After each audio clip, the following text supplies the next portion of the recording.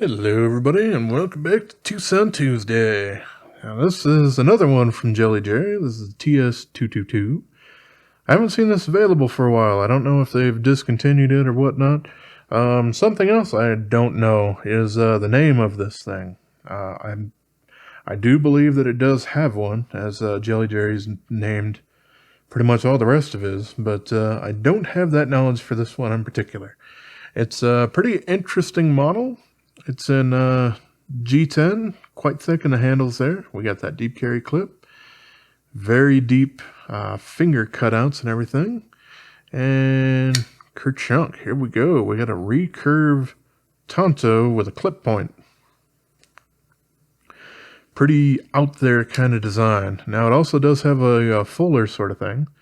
And you can do a reverse flick on there if you would so much as prefer to do that rather. And it does stick out a little bit here, nowhere near enough to actually do any kind of front flipping. The flipper tab does stick out quite a bit, unfortunately. It's not super pointy though, it's kind of rounded off there. And also curves up, but you do have plenty of room on the handle so that it's not curling down into your hand unless you have super enormous hands, because mine are fairly darn large. And I have no problems. So unless you got some serious meat sausages or football or basketball player hands, then you're probably pretty darn good with this. Doesn't have any jimping on the top there, but that little part that I was talking about that you couldn't use as a flipper tab does do a pretty darn good job of anchoring your thumb there. Yeah, quite nice.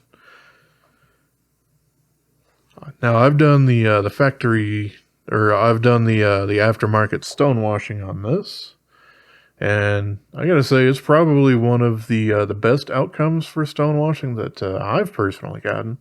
I'm super proud of that one, so that's nice. This is in 14C28N, and yeah, let's go ahead and do some size comparisons, huh? Let's see, we got the Spyderco PM2, the Benchmade 940, and it's a bit bigger than both of those.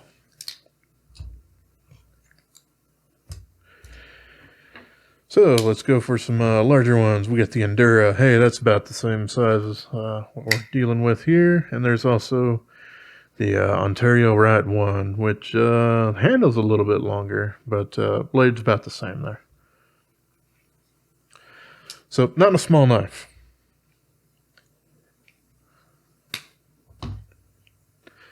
This thing is a lot of fun to use. We do have that compound grind sort of thing going on there at the tip. The tip is fairly reinforced, but not, stupid thick at the end there. So it still does a pretty darn good job at doing some poking and slicing with that whole kind of rounded Tonto-ish tip there. I like this guy quite a bit. I guess it wasn't quite as popular as some of the others because, like I said, I haven't seen these manufactured in quite a while, so I don't know if they've fully discontinued it or just kind of set it to the side for quite some time. Not quite sure, but it is a nice little budget offering. Let's see, how about if we go for some stats on this guy here? We have basically 3.75 inch from end of the handle there to the tip. And we have a 3.75 millimeter blade stock thickness, but yeah, that does come down. It's still a little bit more robust feeling than some of the super slicey things, and that makes sense for basically its size and kind of purpose and whatnot. It's also not super light. It's 5.88 ounces or 166.5 grams. And the thickness is 0.65, so much thicker than a PM2.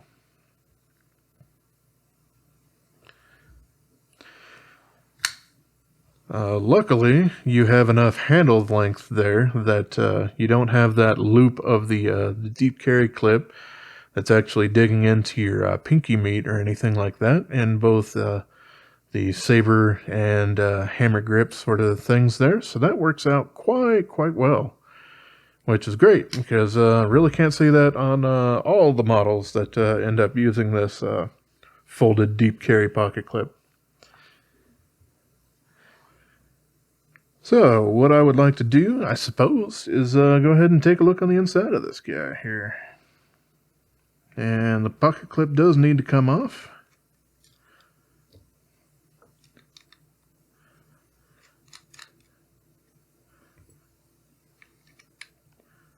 TA hardware all the way around. So, obviously fairly standard for TwoSun, but something that a lot of the knife industry really needs to move over to, I think. There we go. Okay, there's the G10 scale there. And we can see we have some skeletonization going on. There's one of the back pins. And there we are. So yeah, we see that the blade stop pin is internal to the blade.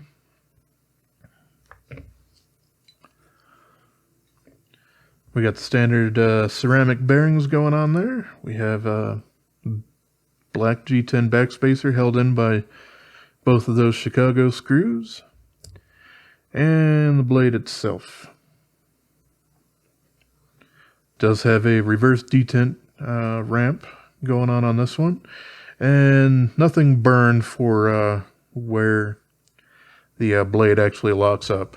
I don't generally see that on TwoSuns, but I do on many other manufacturers, where when they are grinding that particular angle for the lock bar to actually hit there, this flat side will be burnt. Obviously, that doesn't run into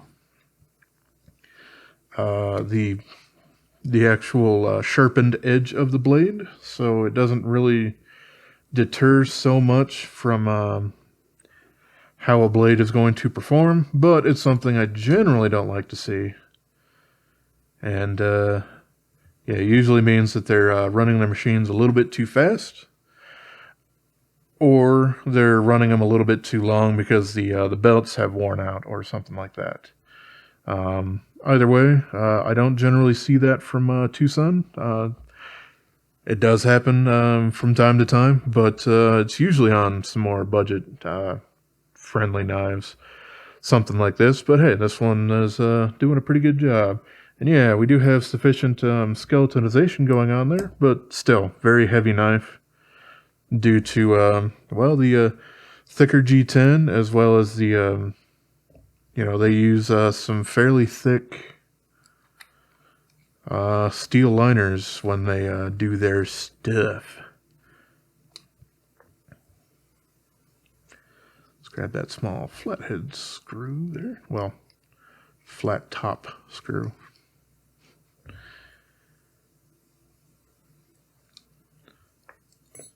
This one is not able to have the pocket clip go on the left. I've seen that on some, but very few, in all honesty, that will allow you to do that from TwoSun. It's perfectly fine, but yeah, goes through the G10 and into the liner there.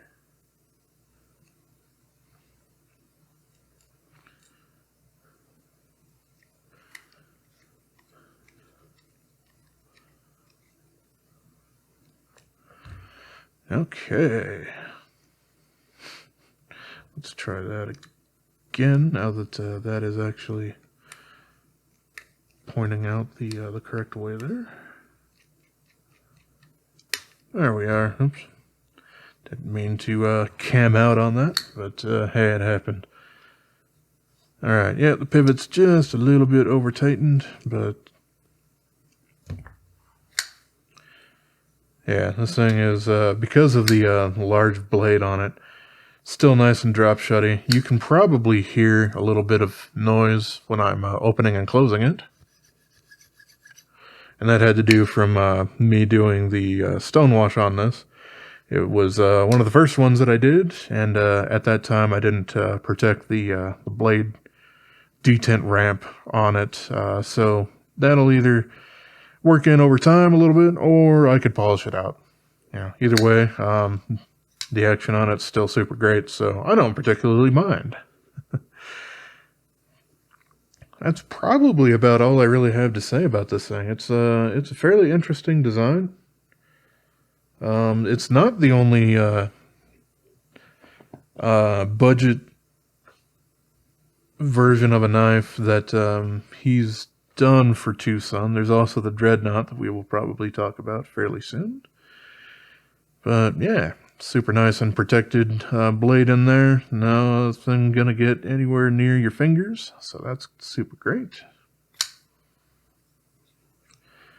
A lot of fun to play with. Really chunky handle. Like I said, it's super thick, so it definitely fills the hand. All right. Well, this was a fun one. All right. As always, I appreciate y'all for watching, and have yourself a wonderful rest of your day, yo.